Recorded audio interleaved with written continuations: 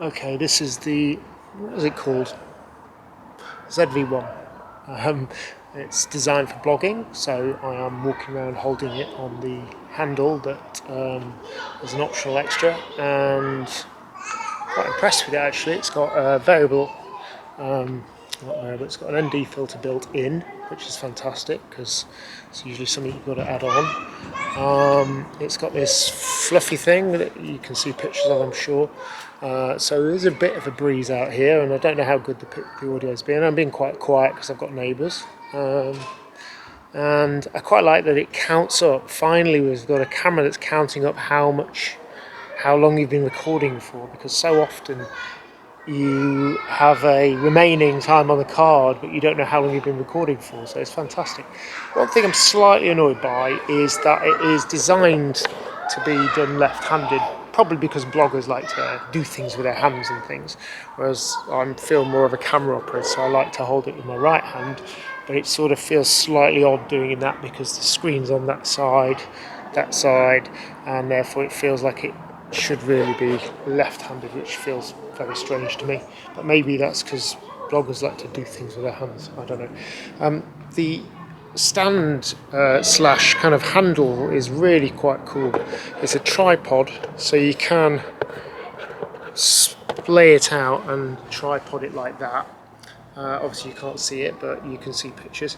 But it's got these really cool sort of locking articulations, so you can kind of press a little button in and angle it how you want it, and angle this in different directions, and it sort of clicks into place.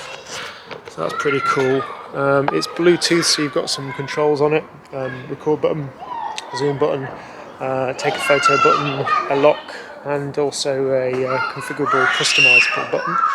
But yeah, really cool. Really like it so far.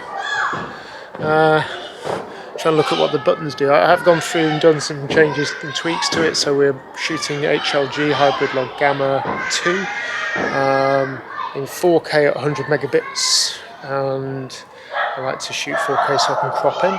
Well, the dog's going now, so anyway, what I'm going to do is get a few shots, and hopefully this gives you a sense of the audio.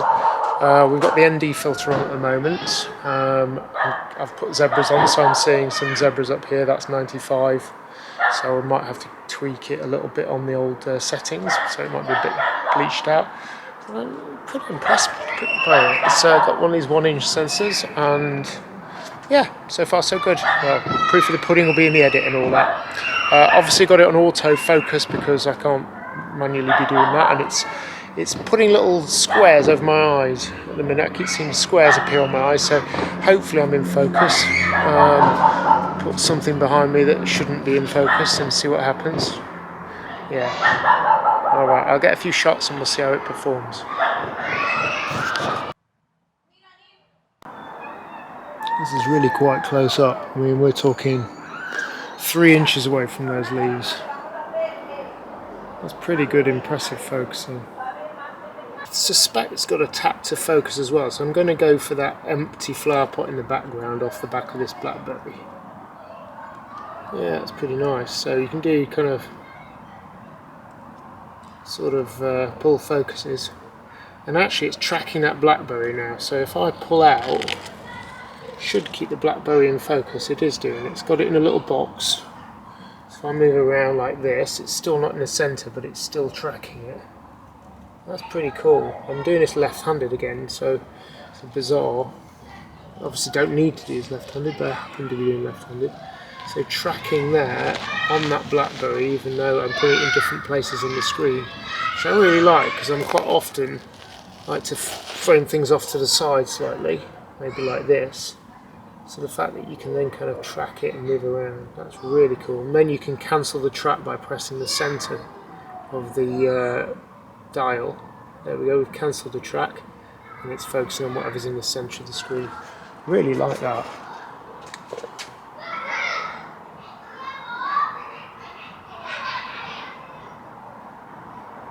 At the moment, you can change to different types of focus, but I've got this set to autofocus in the centre of the screen.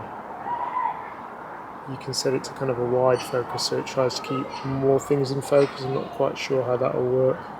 can see as I sort of switch from leaf to leaf, it's switching the focus here. But again, we could do the tracking thing, so I could track that one in the centre and keep that one focused no matter where we go, and then cancel it.